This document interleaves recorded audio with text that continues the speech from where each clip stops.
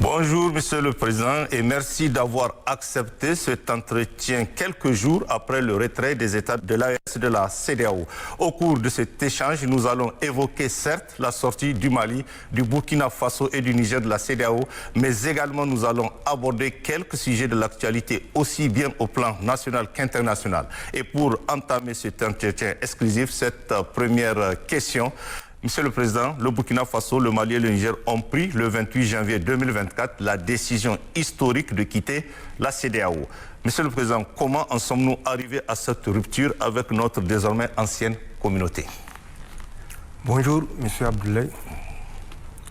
Merci de l'opportunité, une fois de plus, pour nous de nous adresser au peuple, non seulement nigérien, mais également au peuple de l'Alliance des États du Sahel et aux Africains de façon générale.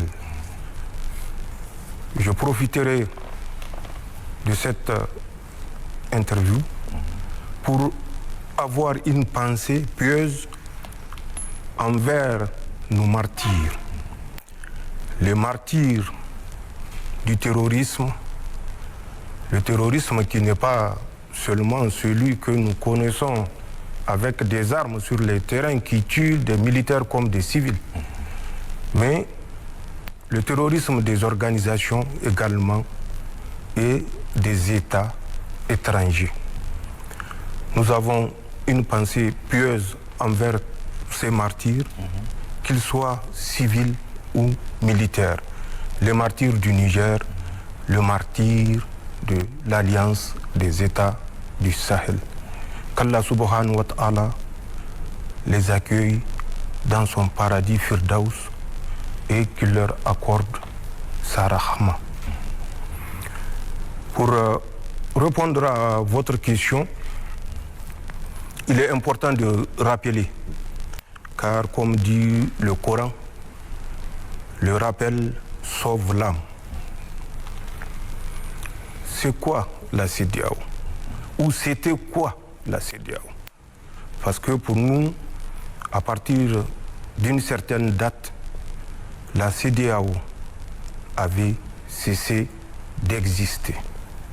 Malheureusement, peut-être que c'est la prise de conscience qui avait manqué pour faire face à l'évidence et prendre des décisions qui s'imposent ou qui s'imposaient.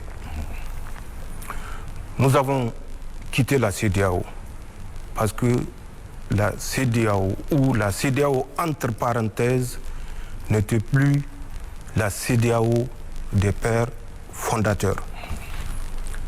Et je profiterai d'abord pour faire un rappel historique, comme je l'ai dit, le rappel sauve. Créé le 28 mai 1975, je dis bien le 28 mai 1975, oui. La CEDEAO avait des objectifs purement économiques et pour la prospérité des peuples.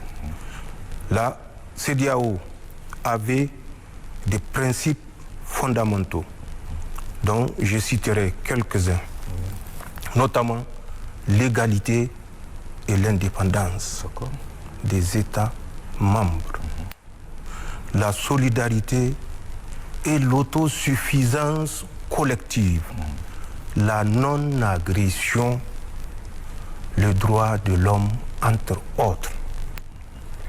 Cette CEDEAO, créée en 1975, oui, avec comme père fondateur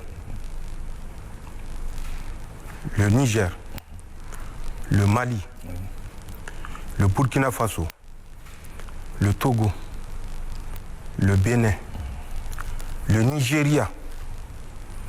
J'ai fait exprès de finir par le Nigeria, entre autres. D'accord. Si vous voulez que je cite les chefs d'État à l'époque, du Niger, c'était Sékou Touré, du Mali, c'était Moussa Traoré, du Burkina Faso, c'était Aboubakar Sangoulé Lamizana, du Togo, c'était Gnassingbé et Adema, et du Bénin, c'était Mathieu Kérékou. Oui. Et du Nigeria, c'est Yakubu Gowon. Tous des militaires. Je dis bien, Oui. c'est Yakubu Gowon. D'accord. Le Nigeria sortait d'une guerre civile dévastatrice qui avait fait plus de 2 millions de morts, 3 millions de réfugiés, 5 millions de déplacés. Et c'est dans ce contexte que ses frères, pour aider le Nigeria à se relever, à se réorganiser, à retrouver son unité entre la République biafraise et la République du Nigeria, que ces chefs d'État Oui. que j'avais cités ont eu l'idée de créer la CEDEAO avec comme principe ce que je venais de citer et avec comme objectif également fondamental qui est l'économique et la prospérité des peuples. Les gens disent que le Nigeria était la locomotive. Locomotive, oui, tout à fait. Le Nigeria n'était pas la locomotive de la CEDEAO à la création, puisque je viens de vous faire un peu le point de ce qu'était le Nigeria à la sortie de la guerre civile 4 ans après la fin de la guerre civile catastrophique. Et qui était derrière cette guerre civile qui avait failli séparer le Nigeria en 2 républiques, c'était la France. Si les gens ont la mémoire courte, au Niger, nous n'avons pas cette mémoire courte. Je disais, avant de répondre à votre question, il faut faire ce rappel, c'est très important. D'accord. La CEDEAO était pour les peuples à but purement économique. Il faut faire également un rappel pour que les gens comprennent ce qui se passe. Le 9 novembre 1989, le mur de Berlin tombait. C'était la fin, ou la fin supposée de la guerre froide entre les 2 blocs que vous connaissez. 7 ou 8 mois après la chute du mur de Berlin, rappelez-vous de la rencontre de la Baule, ce qu'on a appelé le fameux discours de la Baule. C'était du 19 au 21 juin 1990, où Mitterrand rappelait aux Africains, 35 chefs d'État réunis, que ce n'est plus le fameux slogan « Amitié, coopération », c'est désormais la démocratie qui est source du développement pour vous, les pays africains, qui est source de prospérité pour vous, les pays africains. Mais si Mitterrand avait fait cette annonce, c'est parce que Mitterrand, à l'époque, avait cru avoir trouvé de nouveaux partenaires à travers les pays de l'Est, inavoué la balkanisation de nos maigres États. Il avait pour objectif de ressusciter les instincts que les supposées dictatures ont su contenir bon gré, mal gré. Et c'était l'objectif. Amener les États africains à ce qu'on avait appelé le multipartisme. Et vous vous rappelez, du 19 au 21 juin 1990, le discours de la Baule devant 35 chefs d'État. Oui. Vous vous rappelez la succession de 90, fin 90 à 91, des multipartismes des conférences Oui. nationales qui avaient cours dans tous les États pratiquement francophones. Nous nous sommes retrouvés avec des pays à moins de 10 millions d'habitants, mais avec plus de 200 partis. C'était l'objectif inavoué, fragiliser nos États. Cet objectif, Dieu merci, n'a pas été atteint. Les États, c'est vrai, malgré les multipartismes ou les partis nombreux, 100 à 200, ont su garder un certain équilibre, mais dans la misère et la paupérisation la plus totale. Nous étions dans ce contexte quand l'objectif non atteint, rappelez-vous, en 1994, tous les pays utilisateurs du franc CFA se sont retrouvés avec 100% de dévaluation. C'est des événements, c'est des faits qu'il faut mettre en commun pour comprendre l'évolution de ce que nous vivons aujourd'hui. D'accord. Donc par rapport à ça, j'ai pensé faire le rappel, remettre les choses dans leur contexte. Pour revenir à votre question, le 26 juillet, nous avons mis fin au régime qui exécutait à la lettre les vœux du maître. Nous avons dit que nous avons suffisamment fait pour le maître. Il est temps que nous fassions pour le bien de nos peuples.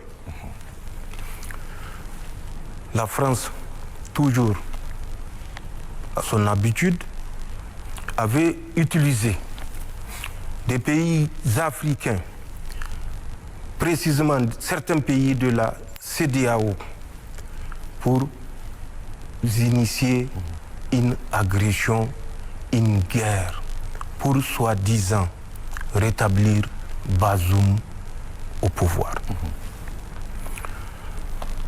Les conséquences de ces actions sont connues.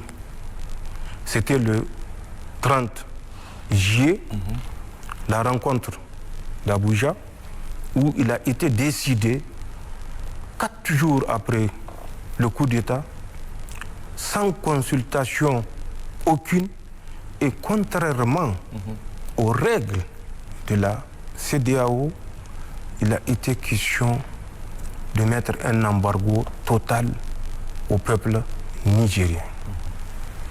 L'embargo, nous le connaissons, nous connaissons les conséquences, non pas que pour le peuple nigérien, mais pour l'ensemble des peuples de la CEDEAO, même si les gens ne veulent pas reconnaître cette évidence.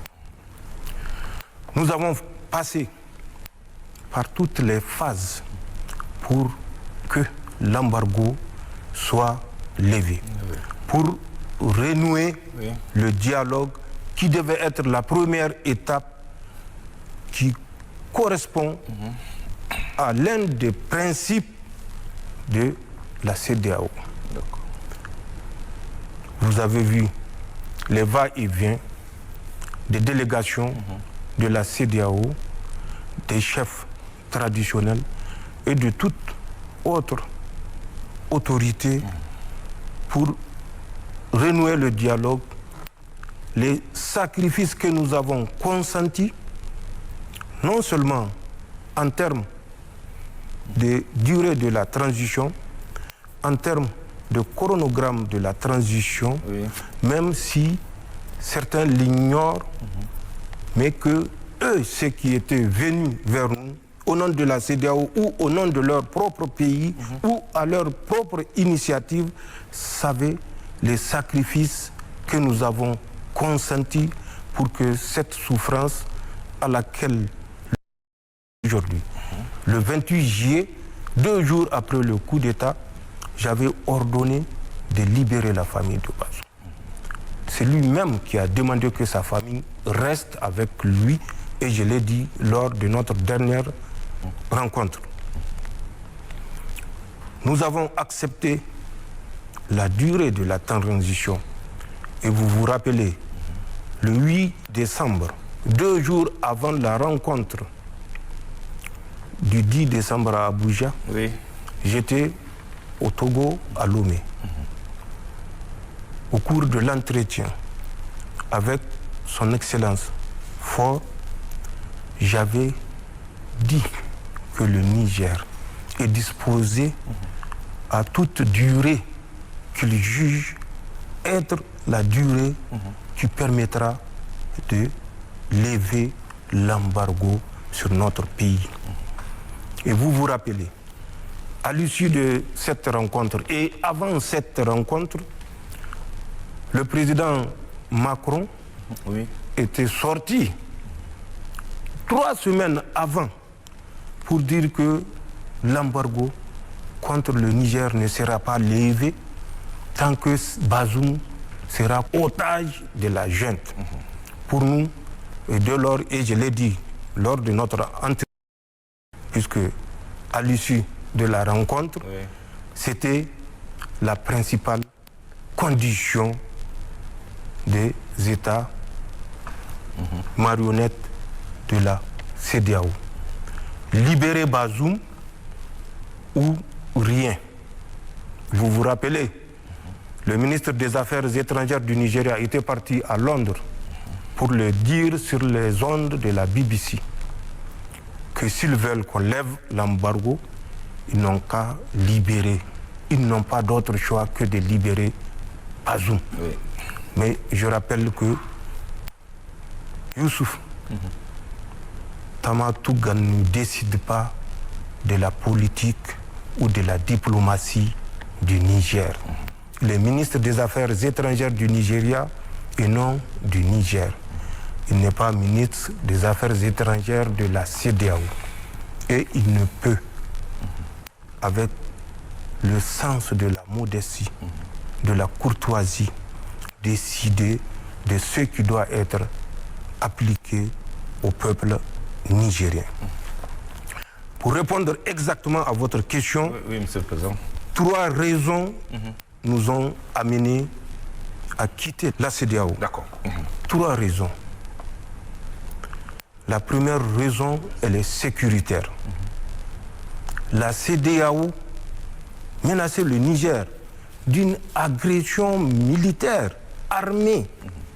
Nous ne pouvons pas permettre, nous ne pouvons pas porter sur notre conscience le poids des massacres des Nigériens. La deuxième raison, elle est morale et éthique. Le peuple nigérien a été dépourvu de tout.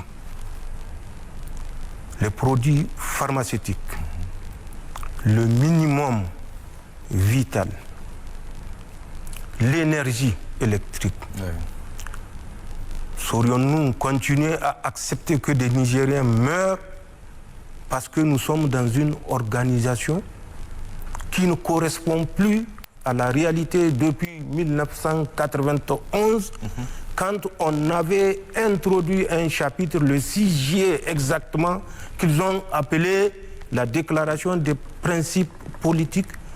Devons-nous permettre que des Nigériens continuent à mourir pour permettre à certains individus d'assouvir leur volonté ou leur calcul ou leur dessein politique?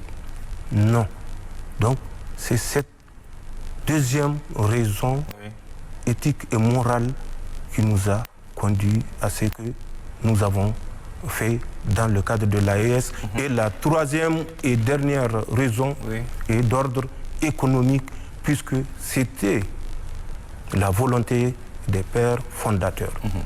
Qu'aurions-nous gagné en restant dans une CEDEAO où nous sommes sous embargo total, embargo économique qui est l'objectif initial de la CEDEAO, embargo monétaire où nos dépôts à la BCEAO sont confisqués en 2023. Pourrions-nous continuer à rester dans cette organisation? Nous avons décidé, il est temps de sortir de cette organisation de laquelle les États auraient dû sortir de 1991 au lendemain du discours de la Baule, parce que c'est à partir de là que la France avait pris le contrôle de notre organisation et qui ne répondait plus à l'esprit initial ayant conduit à la création de la CEDEAO le 28 mai 1975. Voilà les trois raisons fondamentales qui nous ont conduit, le pays membre de l'AES, le Burkina Faso, le Mali et le Niger, à sortir de cette organisation pour tracer notre voie et tracer notre destin ensemble avec nos peuples et les Africains et partenaires sincères. D'accord. Monsieur le Président, en quittant la CEDEAO, nos pays ont certainement anticipé les conséquences de cette décision, conséquences en termes de libre circulation des biens et des personnes, en termes de séjour de nos compatriotes de l'espace CEDEAO, en termes enfin économiques et politiques. Que pouvons-nous retenir? Vous savez, je l'ai dit, la CEDEAO a été créée le 28 mai 1975. Oui. Nos États étaient-ils indépendants le 28 mai 1975 ou avant? Nos peuples existaient-ils ou avaient-ils commencé à exister avant 1975, oui ou non? Des millénaires. En termes de circulation des personnes, rappelez-vous, la majorité des États de la CEDEAO ont acquis leur indépendance en 1960. Oui. Mais de 1960 déjà à 1975, il y avait au moins 15 ans à prendre juste ce petit laps de temps. 15 ans que ces populations-là cohabitaient. Mais avant les indépendances, puisque les indépendances étaient les conséquences de la colonisation, avant la colonisation, les peuples africains vivaient ensemble. Pour prendre l'exemple du Nigeria, de Bornou jusqu'à Kébi, c'était les mêmes familles. Même ceux qui sont du sud, qui pensent être venus d'ailleurs, étaient au Niger il y a plus de 2000 ans. Il y a des traces. Donc c'est des peuples qui ont toujours évolué sans tenir compte des frontières, puisqu'il n'y avait pas de frontières. Sachez que avant la pénétration coloniale, nous avons cessé même le mode de gestion des États sous forme d'empire ou de royaumes d'abord, ensuite des regroupements pour constituer des grands empires. Nous étions, pour le cas du Niger particulièrement, dans la gestion des États en tant que sultanat. Rappelez-vous qu'on parlait du sultanat de Bornou, du sultanat de Katsina, du sultanat du Gobir et de l'empire Peul de Sokoto, qui était un sultanat également, puisque Ousmane Danfodio est une figure de la religion islamique. C'est ce que les gens ignorent. Donc, nos peuples étaient brassés. Prenez le nord Bénin, c'était l'ancien empire Songhai. Nous ne sommes pas ignorants ou analphabètes de l'histoire. ces peuples-là ont cohabité. La CEDEAO, c'est combien d'États à l'heure actuelle? 15. L'Afrique, c'est combien d'États? 54.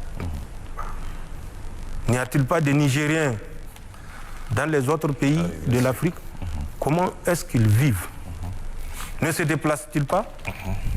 Ne trouvent-ils pas leur subsistance dans ces autres pays qui ne sont pas des pays de la CEDEAO? Bien sûr que oui. Et même parmi les pays de la CEDEAO, quels sont ces pays les plus illustres, entre parenthèses, pour faire la guerre au Niger? Qui sont-ils? C'est Tinubu du Nigeria, c'est Talon du Bénin, c'est Ouattara de la Côte d'Ivoire et Macky Sall du Sénégal, jusqu'à un certain moment. Et je vous dirai pourquoi jusqu'à un certain moment. Donc, pour ce qui est de la libre circulation des personnes et de biens, n'ayez aucun souci. Les Africains ont circulé, ça fait partie de la nature humaine, la mobilité. Aucune frontière coloniale ne saurait arrêter les êtres humains dans leur instinct migratoire. Les peuples vont continuer parce qu'eux, ils sont au-dessus des chefs d'État égoïstes, individualistes. Les peuples sont des peuples matures qui comprennent le sens de l'histoire parce qu'ils ont l'histoire en eux. Ils savent les relations qui avaient existé et qui existent entre eux et leurs frères de l'Alliance des États du Sahel. Sur le plan économique et politique, quel était le taux d'échange entre les États de la CEDEAO? Vous me direz qu'il est marginal, inférieur à 4%. Pour les plus optimistes, on dit 5 à 6%.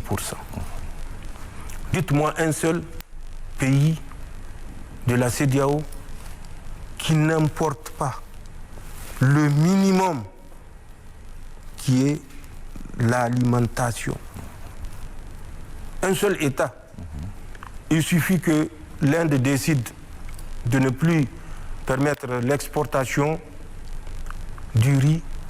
Tous ces États de la CEDEAO se retrouvent à terre, en train de chercher comment, par quelle voie passer pour nourrir les peuples. Ce n'est pas une caractéristique propre aux États de l'Alliance du Sahel. Prenez un à un tous ces États zélés qui veulent nous faire la guerre et étudier leur économie pour voir la dépendance de cette dernière avec les autres organisations, mais ce n'étaient pas des organisations, et ce ne sont pas des organisations de le cadre de la CEDEAO. Nous importons tous de l'Inde, de la Chine, des États-Unis, du Pakistan, de la Turquie. Tous les biens, de façon générale, nous importons au sein des pays, non pas de la CEDEAO, mais d'autres structures. Puisque ce que je dis, le monde est un village planétaire. Ceci est une évidence que les pays de la CEDEAO le reconnaissent ou non.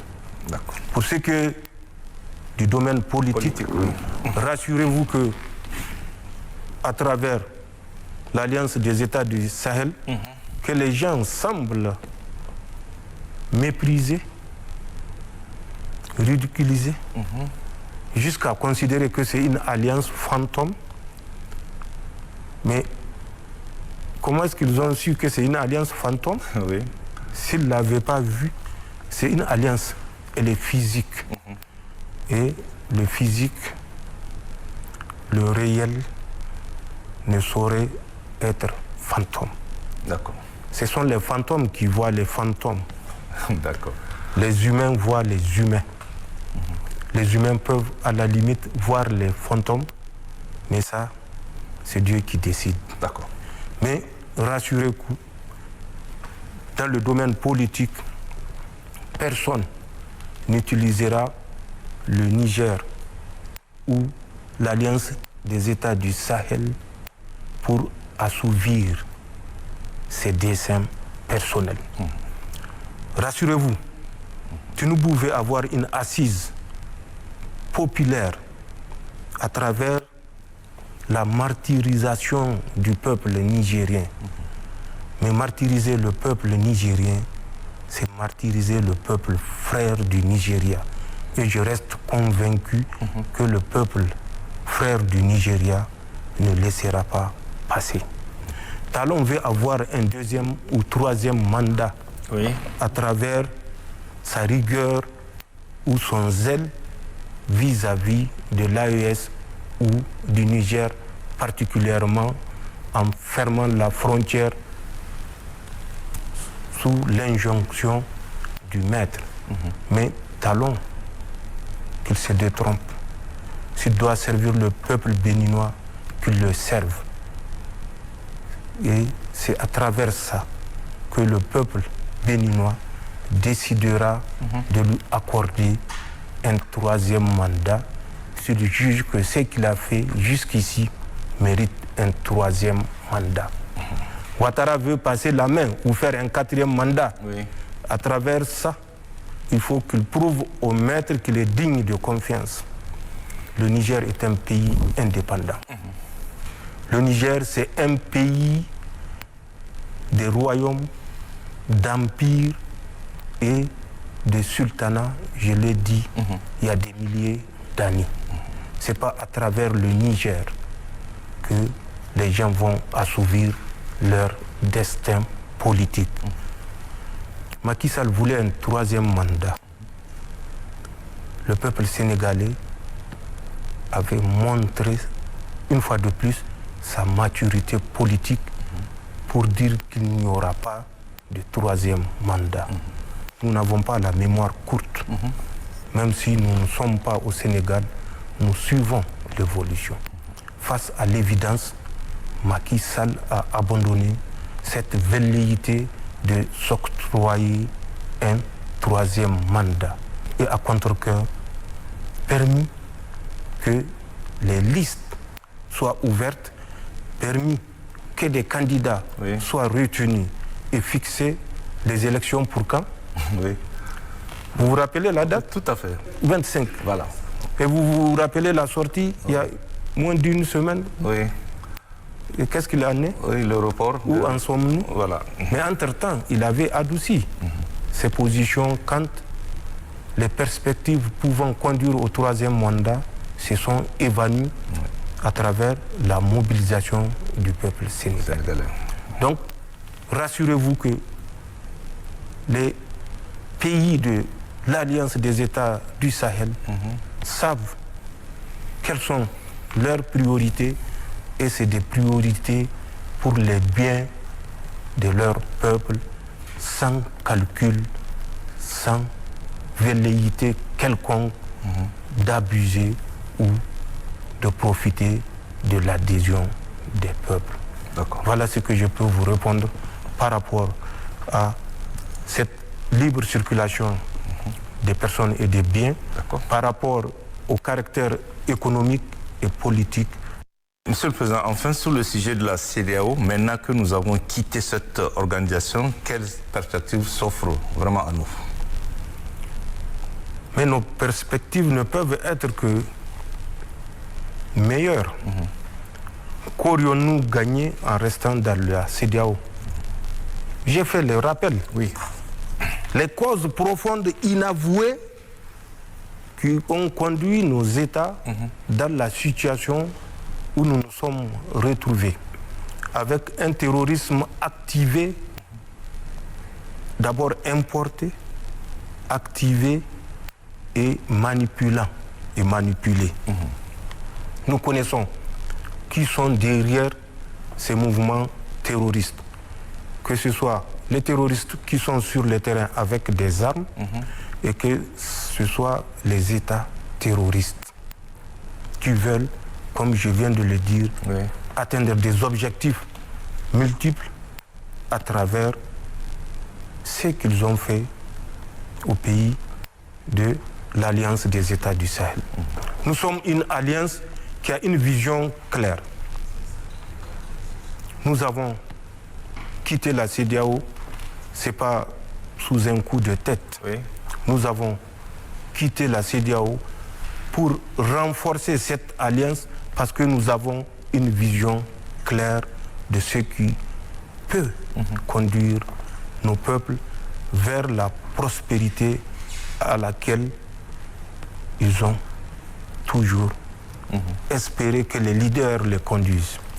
L'AES, l'Alliance des États du Sahel, avait pour objectif initial, et elle l'a toujours, et elle est en train d'engranger des succès, ramener la sécurité dans notre espace troublé, troublé pour que nos richesses soient pillées. Inch'Allah, nous allons réussir cette première phase et nous sommes sur le point de la réussir. Chacun peut apprécier les résultats obtenus. Le deuxième point serait, et nous sommes là-dessus, la bonne gouvernance. À travers tous les États, vous avez constaté que le cheval de bataille que nous avons enfourché, c'est celui de la bonne gouvernance. Les ressources des pays de l'Alliance des États du Sahel profiteront au peuple des États de l'Alliance du Sahel. C'est un serment qui se traduit par des faits. Et si vous l'avez constaté au Niger, c'est un cas et c'est physique, c'est réel.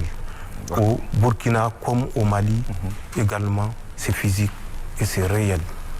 Après cette prospérité économique, nous devons trouver ensemble quels sont les mécanismes qui nous permettent de renforcer les échanges au sein de notre alliance, que ce soit des échanges monétaires et tout autre type d'échange pour que cette zone de l'Alliance des États du Sahel soit effectivement, comme nous l'avons souhaité, une zone de prospérité et non une zone d'insécurité.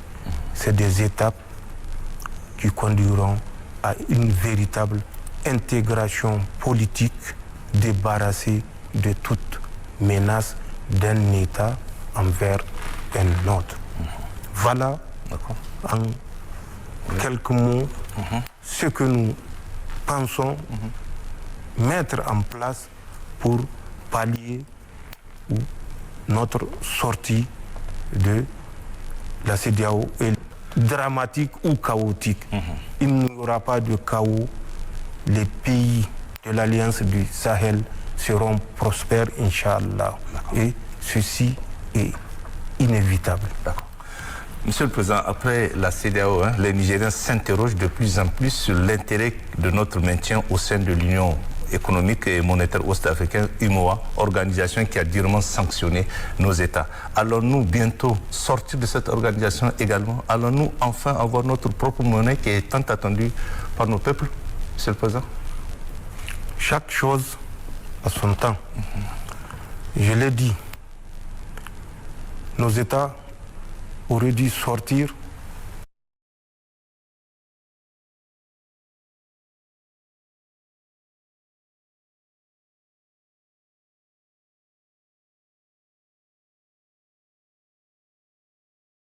en 89. C'est ça. En ce temps, le dernier sultanat du Niger était en déclin. Nous avons passé par d'autres étapes et nous étions dans la phase des sultanats au moment où les Français faisaient leur révolution. L'empire du Songhai, connu à travers la dynastie des Dia, la dynastie des Soni, la dynastie des Askia, avait cessé d'exister en tant qu'empire prospère en 1591. Le sultanat du Bornou avait cessé d'exister en tant que sultanat influent qui couvrait la presque totalité du territoire aujourd'hui qu'on appelle le Niger, vers 1774. Ce n'est pas encore la Révolution française. Oui, tout à fait. Donc, nous connaissons l'histoire. Nous ne sommes pas analphabètes. Le Niger décidera en toute souveraineté de lier des alliances en fonction de ses intérêts et des intérêts du peuple nigérien, des peuples de l'AES de façon globale. Et pour cela, personne ne nous dira vers qui nous devons ou non aller. Oui. Nos orientations ne respecteront que l'intérêt national, l'intérêt des peuples et non la volonté d'un maître ou d'un supposé maître. Le Niger rétablira vers qui nous devons aller ou pas. Nos intérêts font partie des solutions à notre sortie de la CEDEAO.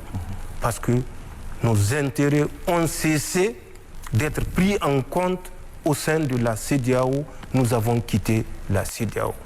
Nous serons prêts à nouer les relations avec tout pays qui respecte notre souveraineté, notre indépendance, qui n'est plus théorique, qui n'est plus que sur papier, une relation, une coopération d'intérêt entre les États, mais dans le respect mutuel, contrairement à ce que les Français veulent nous imposer. Et imaginez, en août 2023, pour vous donner une idée du mépris que la France ou les autorités françaises ont pour le Niger, en août 2023, lorsque nous étions dans les moments les plus tendus, un pays de l'Union européenne avait proposé par visioconférence, les pays membres de cette union, une sortie de crise avec le Niger, un apaisement avec le Niger, et proposer d'aller vers le Niger au lieu de s'installer dans une situation, dans une position conflictuelle, d'aller vers le Niger, les autorités du Niger, les nouvelles autorités, bien sûr, pour essayer de négocier. Vous savez ce que Macron a répondu à l'autorité de ce pays?